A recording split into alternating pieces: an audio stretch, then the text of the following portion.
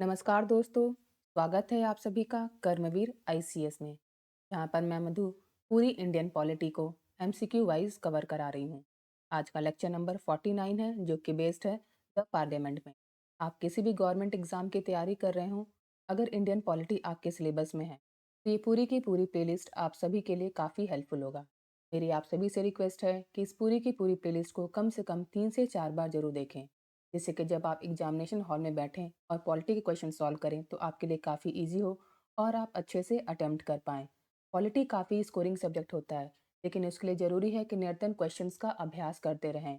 और क्वेश्चंस के अभ्यास के लिए ही आपके लिए क्वेश्चंस की सीरीज़ ये पूरी प्लेलिस्ट बनाई जा रही है, सो दैट कि आप मैक्सिमम क्वेश्चंस को अटेम्प्ट कर पाएँ और एग्जामिनेशन हॉल में पॉलिटी क्वेश्चंस को 100% वहाँ पर अटेम्प्ट करें। इसी उम्मीद के साथ चलते हैं अपने पहले क्वेश्चन की तरफ। Question number first. Estimate of expenditure are submitted to the Parliament of India in the form of। Bharat की संसद को व्यय का अनुमान किस रूप में प्रस्तुत किया जाता है? आपके ऑप्शन हैं ए एडहॉक फंड, तदर्थ निधि, बी एक्सेस ग्रांट अतिरिक्त अनुदान, सी सप्लीमेंट्री ग्रांट्स अनुपूरक अनुदान, डी डिमांड फॉर ग्रांट्स अनुदान की मांगे। तो पहले क्वेश्चन का आंसर क्या हो जाएगा? Option D demand for grant. और ये किस आर्टिकल के अंतर्गत इसको कवर करते हैं? आर्टिकल नंबर 113 के अंतर्गत जो एक्सपेंडिचर्स होते हैं उसको पार्लियामेंट में एस्टिमेट ऑफ एक्सपेंडिचर को सबमिट किया जाता है पार्लियामेंट में, ठीक है, डिमांड फॉर ग्रांट के रूप में। चलते हैं नेक्स्ट क्वेश्चन की तरफ।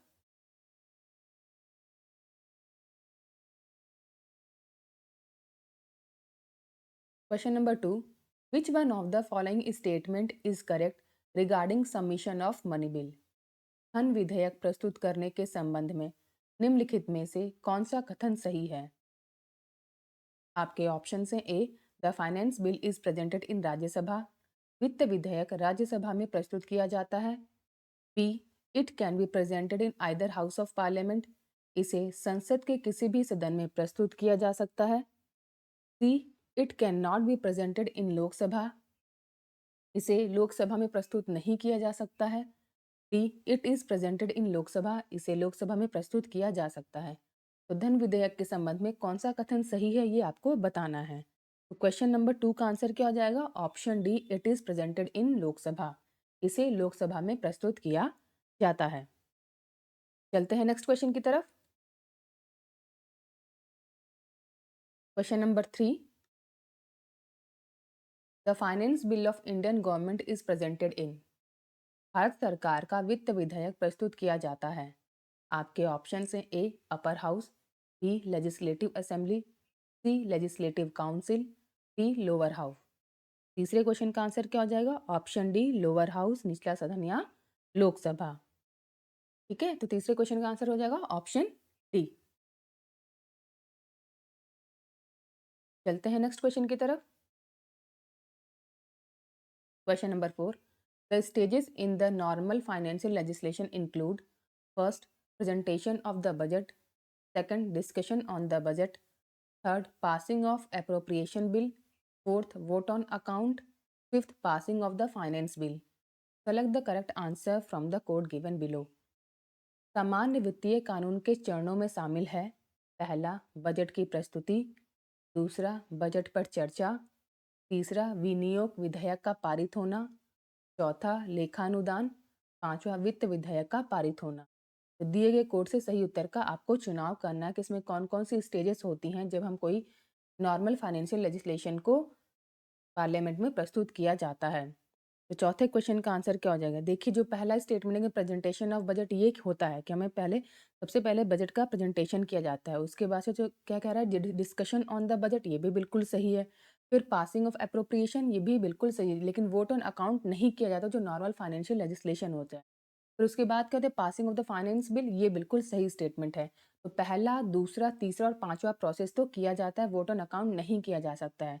तो इसमें देखिए first two three and fifth, first two three and fifth किस में है? ऑप्शन डी में है। तो चौथे का आंसर क्या हो जाएगा? Option D.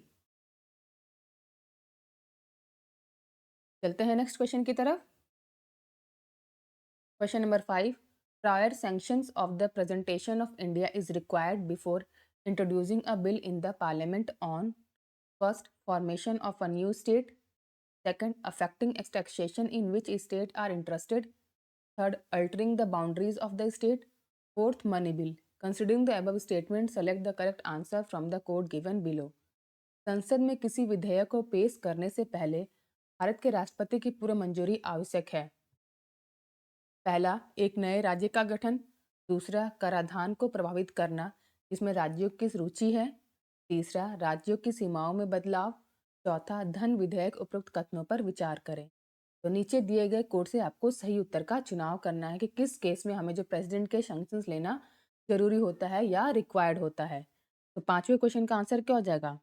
देखो, अगर हमें कोई फॉर्मेशन ऑफ नया स्टेट करना है या टैक्सेशन करना है किसी स्टेट में या बाउंड्रीज को अल्टर करना है या मनी बिल है, इन सभी की सभी केस में प्रेसिडेंट के प्रायर रिक्वायरमेंट चाहिए होती है। ये चारों के चारों ही स्टेटमेंट बिल्कुल सही हैं। तो इसका आंसर क्या हो जाएगा? Option D. देखिए, ऑल ऑफ द अबव। पांचवे का आंसर होगा ऑप्शन डी। चलते हैं नेक्स्ट क्वेश्चन की तरफ। Question number 6, which of the following proposal is related to the union budget? निम्नलिखित में से कौन सा प्रस्ताव केंद्रीय बजट से संबंधित है? आपके options: A, censure motion; B, calling attention; C, cut motion; D, adjournment motion.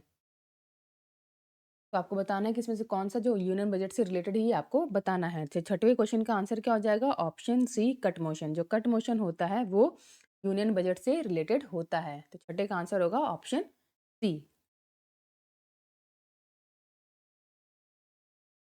चलते हैं नेक्स्ट क्वेश्चन की तरफ। Question number 7, what is meaning of guillotine in parliamentary procedure? संसद प्रक्रिया में गिलोटिन का क्या अर्थ है? आपके ऑप्शन हैं: A, to stop the debate on the bill, bill पर बहस को रोकने के लिए; B, to continue the debate on the bill, विधेयक पर बहस जारी रखने के लिए; C, boycott the house of members, सदस्यों द्वारा सदन का बहिष्कार; D, to adjourn the house, सदन को स्थगित करना; E, to adjourn the house of the day, सदन को दिन भर के लिए स्थगित करना। तो गिलोटिन शब्द का क्या अर्थ होता है पार्लियामेंट्री प्रोसीजर में, ये आपको बताना है। तो सातवें क्वेश्चन का आंसर क्या हो जाएगा? Option A, to stop the debate on the bill, bill पर बहस को रोकने के लिए क्या क्या रहता है? गिलोटिन इस्तेमाल किया जाता है। सातवें का आंसर होगा ऑप्शन ए। चलते हैं नेक्स्ट क्वेश्चन की तरफ। Question number 8, according to the law enacted by Parliament in December 1989, the legal age for the citizen to become major is। दिसंबर 1989 में संसद द्वारा अधिनियम कानून के अनुसार किसी नागरिक के बालिग होने की कानूनी उम्र क्या है? आपके ऑप्शन हैं: ए, 23 ईयर्स; बी, 22 ईयर्स; सी, 20 ईयर्स; डी, 18 ईयर। आठवें क्वेश्चन का आंसर क्या हो जाएगा? Option D, 18 year. ठीक है। और 61st कॉन्स्टिट्यूशनल अमेंडमेंट 1980 एक्ट में जो एलिजिबल था, जिसको वोटिंग के लिए जो हमने 21 ईयर किया था, उसको 18 ईयर कर दिया गया था। ये भी याद रखिएगा, बालिग एज भी 18 ईयर है। और 61 कॉन्स्टिट्यूशनल अमेंडमेंट एक्ट में जो वोटिंग एज था उसको भी घटा के 21 से 18 कर दिया गया था। ये भी आप लोग याद रखिएगा। तो 8th का आंसर क्या हो जाएगा? Option D.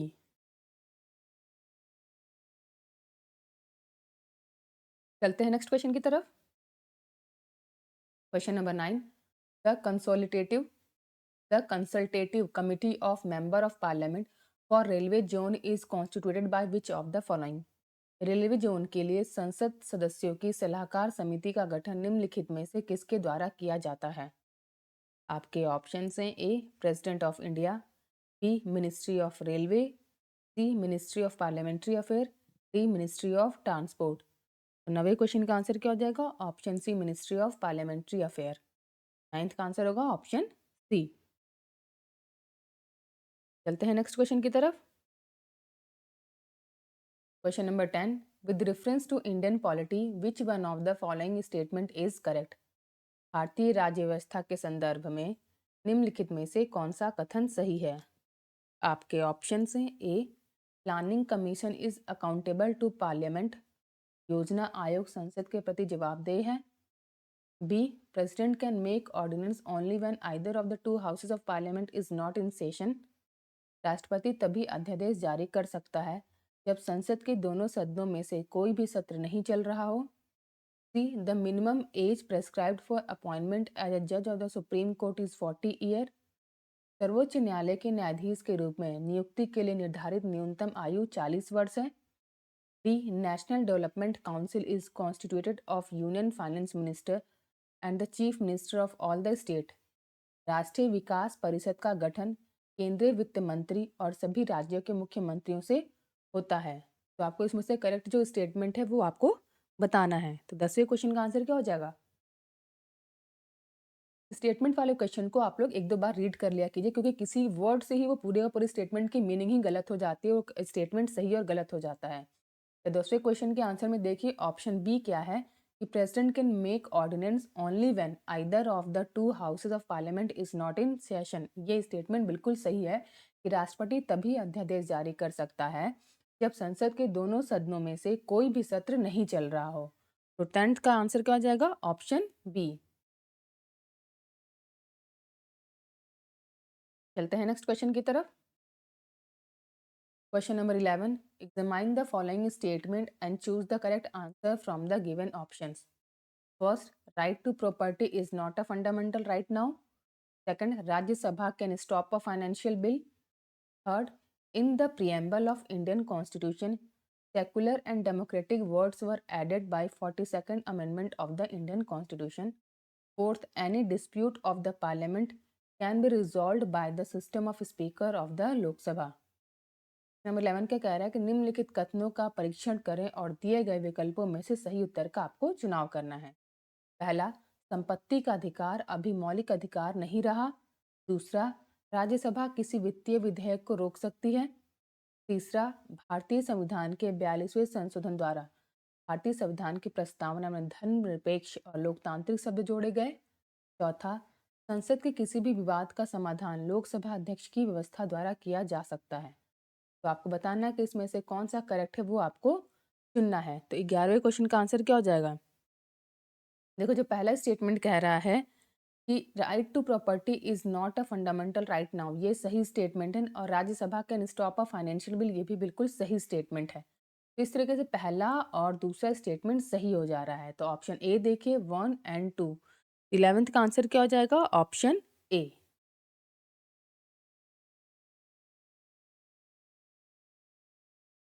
चलते हैं नेक्स्ट क्वेश्चन की तरफ. Question number 12. Which one of the following is the largest committee of the parliament? निम्नलिखित में से कौन सी संसद की सबसे बड़ी समिति है? आपके ऑप्शंस हैं. A, the committee on public account. B, the committee on estimates. C, the committee on public undertakings. D, the committee on petition. तो आपको बताना है कि कौन सी कमिटी सबसे बड़ी कमिटी है. 12वें क्वेश्चन का आंसर क्या हो जाएगा? Option B, the committee on estimate. और इसमें कितने टोटल मेंबर होते हैं? टोटल इसमें 30 मेंबर्स होते हैं.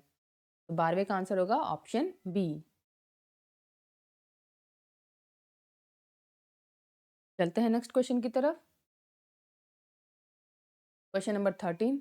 विच of the following are financial committee of Indian parliament? First, estimate committee. B, public accounts committee. C, committee on public undertakings. D, joint committee on salaries and allowances for member of parliament. Select the correct answer using code given below. निम्नलिखित में से कौन सी भारतीय संसद की वित्तीय समितियां हैं?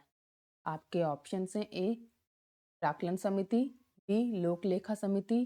सी, सार्वजनिक उपक्रमों पर समिति. डी, संसद सदस्यों के वेतन और भत्ते पर संयुक्त समिति. कोड का उपयोग करके सही उत्तर चुनें. इसमें से आपको सही बताना है कि कौन कौन सी जो कमेटियां हैं वो फाइनेंशियल कमेटी के अंतर्गत आती हैं. इसका आंसर क्या हो जाएगा? बताइए, इसका आंसर क्या आ जाएगा? बताइए, बताइए इसका आंसर क्या होगा? देखिए, जो पहला है कि एस्टिमेट कमेटी, ये इसके अंतर्गत आता है. ठीक है.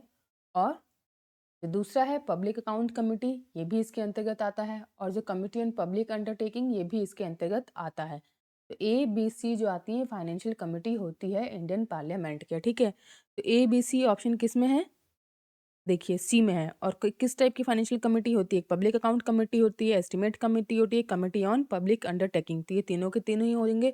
ऑप्शन सी देखिए, A B C and C. तो C is the right answer. 13वें का आंसर क्या हो जाएगा? Option C. चलते हैं नेक्स्ट क्वेश्चन की तरफ। Question number 14, which is largest committee of the Indian parliament? भारतीय संसद की सबसे बड़ी समिति कौन सी है? आपके ऑप्शन हैं, A the public account committee, B the estimate committee, C the committee on public undertakings, D the committee on petitions. तो 14वें क्वेश्चन का आंसर क्या हो जाएगा? Option B the estimate committee. चलते हैं नेक्स्ट क्वेश्चन की तरफ।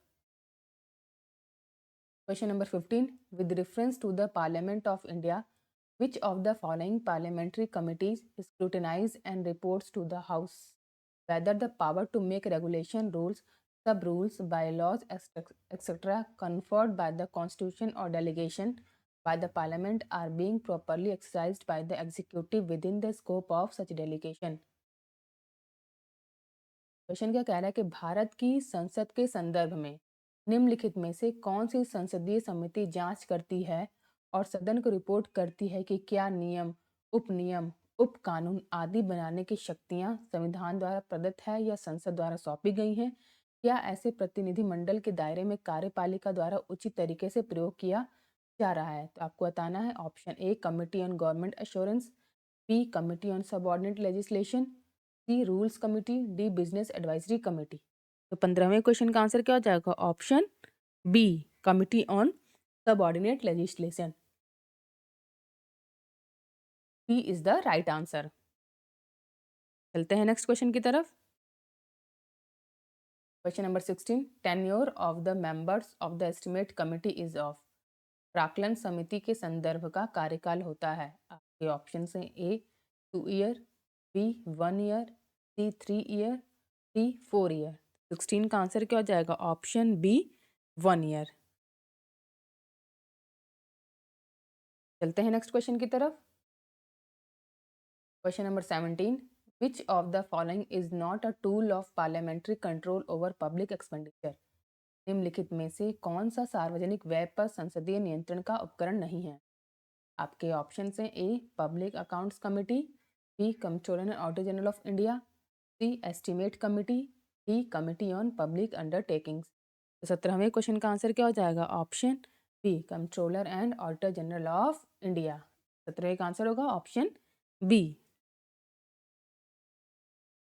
चलते हैं नेक्स्ट क्वेश्चन की तरफ। Question number 18, the members of standing committee of parliament are taken from the Lok Sabha and Rajya Sabha in which ratio? संसद की स्थायी समिति के सदस्यों को लोकसभा और राज्यसभा के किस अनुपात में लिया जाता है?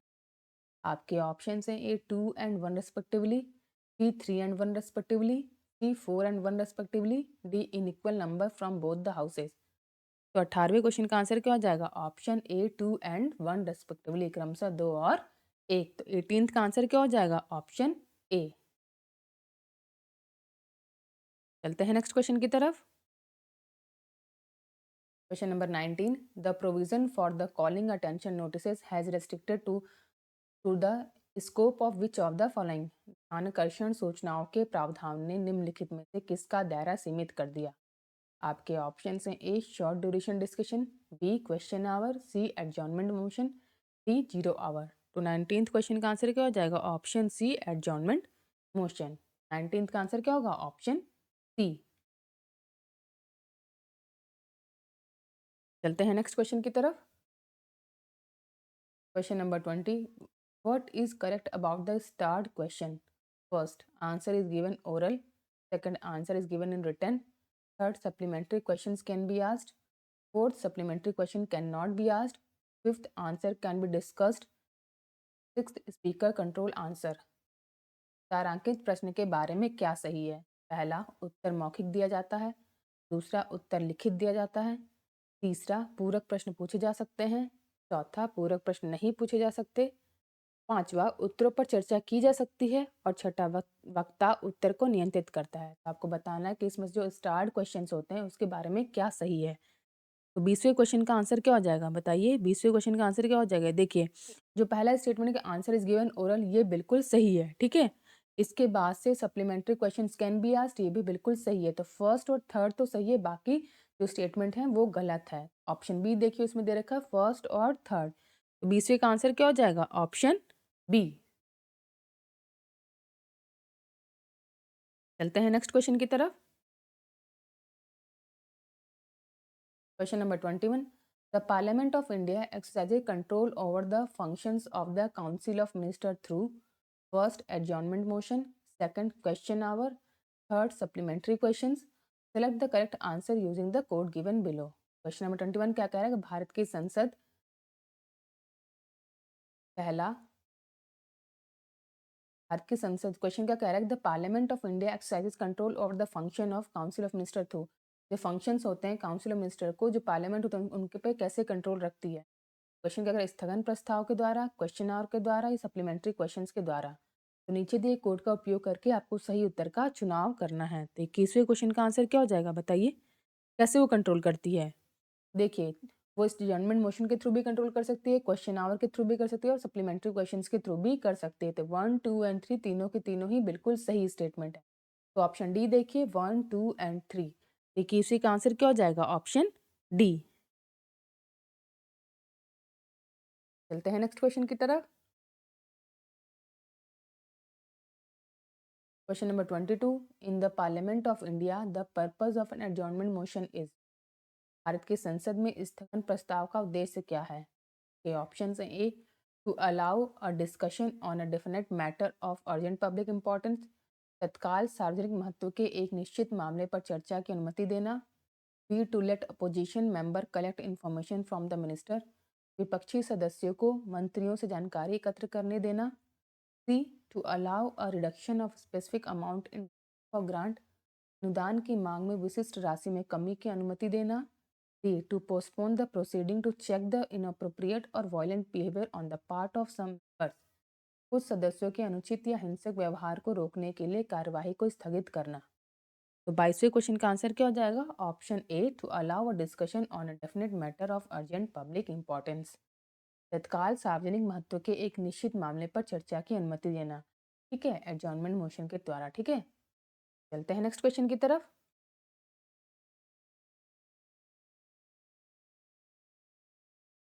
Question number 23, what is the object of cut motion?